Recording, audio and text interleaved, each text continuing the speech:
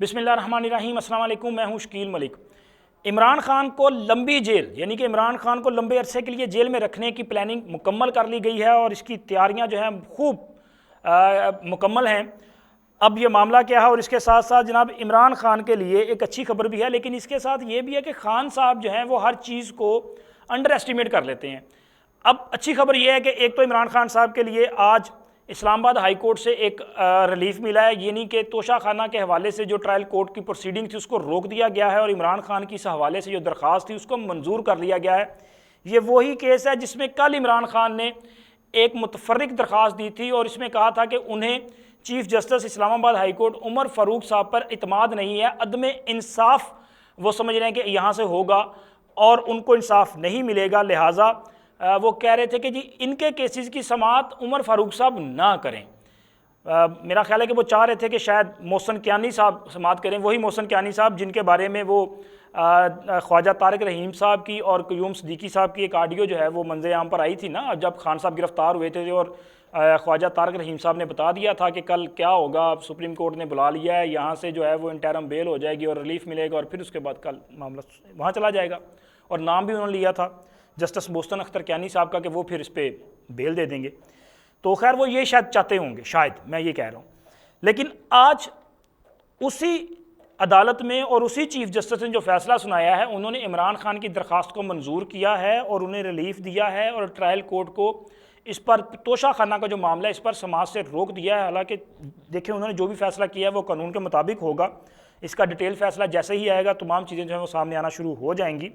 अभी तक जो है वो एक शॉर्ट ऑर्डर आया था, तो लिहाजा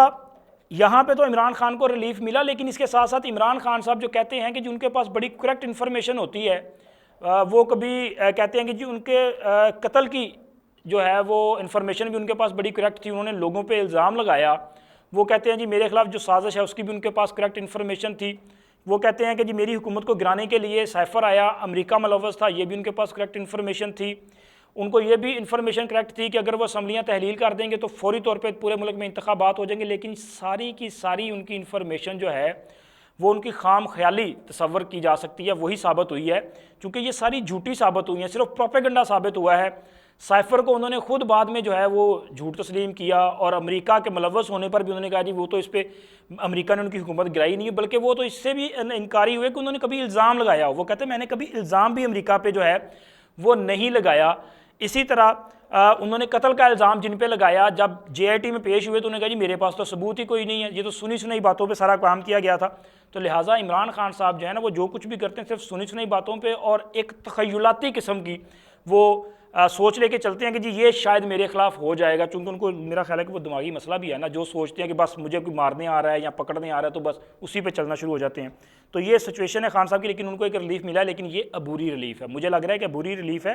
क्योंकि तोशा खाना का जो केस है ये बड़ा ओपन एंड शट केस है, जिसमें इमरान खान साहब ने वहाँ से चीज़ें जो है वो जिस तरह से ली, उनकी पेमेंट्स, उनको बेचा कहाँ पे गया, जाली रसीदें दी गई, तो ये सारी चीज़ें जो है कि सबूत मौजूद हैं। तो लिहाजा मेरा नहीं ख्याल कि इसमें इनको एक लंबा रिलीफ मिलेगा, ये अबूरी रिलीफ होगा। और इसके साथ साथ दीगर जो केसेज हैं उनमें भी इनकी ज़मानतों के केसेज हैं, अगर किसी एक केस में भी इनकी ज़मानत मनसूख होती है, चूँकि पेश तो होते नहीं हैं, तो फिर इनकी गिरफ्तारी जो है फौरी की जा सकती है। जबकि नैब ने इनको जो तलब किया मुख्तलिफ इन्वेस्टिगेशंस की मद में,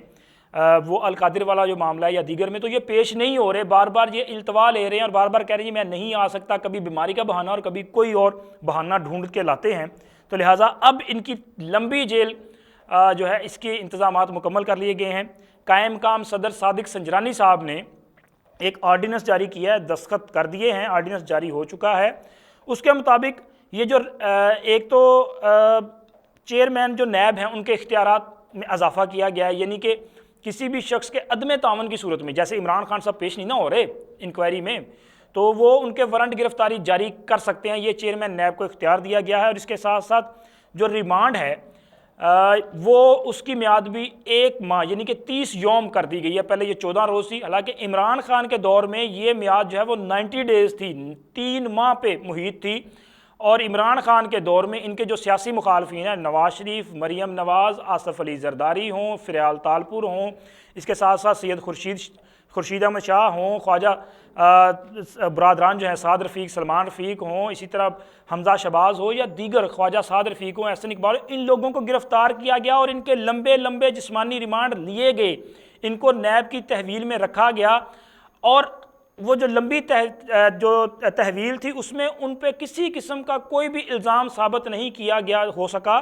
और उनके ख़िलाफ़ कोई सबूत भी मौजूद नहीं था, लेकिन उनको पाबंद सलासत रखा गया। खैर, इस हुकूमत ने पहले ये जो नैब आर्डिनेंस था इसमें तरमीम की थी, उसके मुताबिक ये जो जिस्मानी रिमांड था इसको 14 रोज़ पे वो लेके आए थे, लेकिन अब इसको 1 माह कर दिया। अब इसका मतलब है कि अगर इमरान खान साहब की गिरफ्तारी अलकायदा ट्रस्ट में या किसी भी मामले में नैब करता है तो फिर इमरान खान साहब कम से कम 30 दिन के लिए तो नैब के मेहमान होंगे और नैब उनका जिस्मानी रिमांड जो है वो कानून के मुताबिक ले सकेगा और ये 30 रोज़ तक तो वहाँ पे रहेंगे। फिर उसके बाद मामला जो है वो जुडिशल जा सकता है। लेकिन दीगर जो केसेस हैं, जैसे कि एक बलोचिस्तान में एक वकील के मर्डर का केस है, तो उसमें भी खान साहब पेश नहीं हो रहे, लेकिन अब उन्होंने सुप्रीम कोर्ट से रजू किया है और अगर हस्बे रवायत मामला को देखा जाए तो लगता यही कि वहाँ से खान साहब को जो है मायूसी नहीं होगी और रिलीफ उनको मिल जाएगा, क्योंकि खान साहब जो हैं वो अभी तक उनके पास सुप्रीम कोर्ट में लाडले का स्टेटस जो है वो मौजूद है और वहाँ से उनको बार बार रिलीफ मिल रहा है, क्योंकि बलोचिस्तान की हाई कोर्ट उनकी इनको जो अबूरी रिलीफ था वो ख़त्म कर चुकी है। वहाँ पे उनको बार बार जो JIT है वो तलब कर रही है, लेकिन खान साहब जो हैं वो किसी खातर में नहीं ला रहे और गए नहीं। अब सुप्रीम कोर्ट जा रहे हैं, देखें सुप्रीम कोर्ट में अगर इनको रिलीफ, जिसके चांसेस ज़्यादा हैं, मिल जाता है तो मेरा ख्याल है कि ठीक है, अगर नहीं होगा तो इस केस में भी उनकी गिरफ्तारी जो है वो हो सकती है। यानी कि गिरफ्तारी की तैयारियाँ मुकम्मल हैं। जैसे ही इमरान खान साहब कि कोई भी ज़मानत जो है वो किसी भी मामले में अगर वो मुअत्तल की जाती है या मनसूख की जाती है तो फिर इमरान खान साहब को गिरफ़्तार कर लिया जाएगा और फिर इमरान खान साहब जो है वो सरकारी मेहमान बनेंगे। ना सिर्फ इमरान खान बल्कि बाकी लोग भी हैं, बल्कि यहाँ तक भी शुनीद है, बिल्कुल आखिर में आपको बता दूँ कि इमरान खान के बहुत करीबी लोग हैं जो कि इमरान खान के ख़िलाफ़ वादा माफ़ गवाह बनने के लिए भी तैयार हैं। बस इमरान खान साहब को एक बार सरकारी मेहमान बनाना है और फिर उसके बाद एक लंबी जेल यात्रा जो है उनकी बिल्कुल उसकी तैयारियां मुकम्मल कर ली गई हैं। अल्लाह हाफिज़, मिलते हैं अगले वीलॉग में।